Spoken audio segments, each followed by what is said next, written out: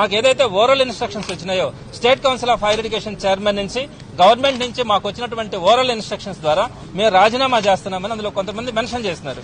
ఈ విధంగా మెన్షన్ చేసినప్పుడు మీరు ఈ రిజిగ్నేషన్స్ ని యాక్సెప్ట్ చేసినప్పుడు ఏదైతే ఛాన్సలర్ గవర్నర్ గారు అపాయింట్ చేస్తారని మీరే చెప్తా ఉన్నారో మీరు ఇచ్చినటువంటి మీరు ఏ విధంగా మీరు ఇన్స్ట్రక్షన్స్ ఇవ్వగలుగుతారు?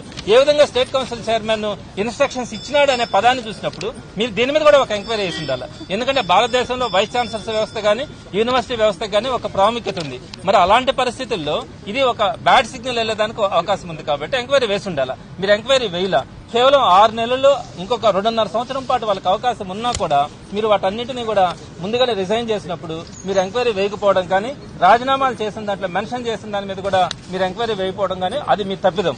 అదేవిధంగా రెండవది, గత ప్రభుత్వం చాలా అమెండ్మెంట్స్ తీసుకొచ్చింది యూనివర్సిటీస్ డెవలప్ చేయడానికి. ప్రధానంగా ఆంధ్ర యూనివర్సిటీకి అయితే దానికి ఇంతకుముందు తెలుగుదేశం పార్టీ గవర్నమెంట్ ఉన్నప్పుడు ఏ గ్రేడ్ ఉండేది. నాక్ అక్రిడేషన్ అన్నది మన దేశంలో ఈ యూనివర్సిటీస్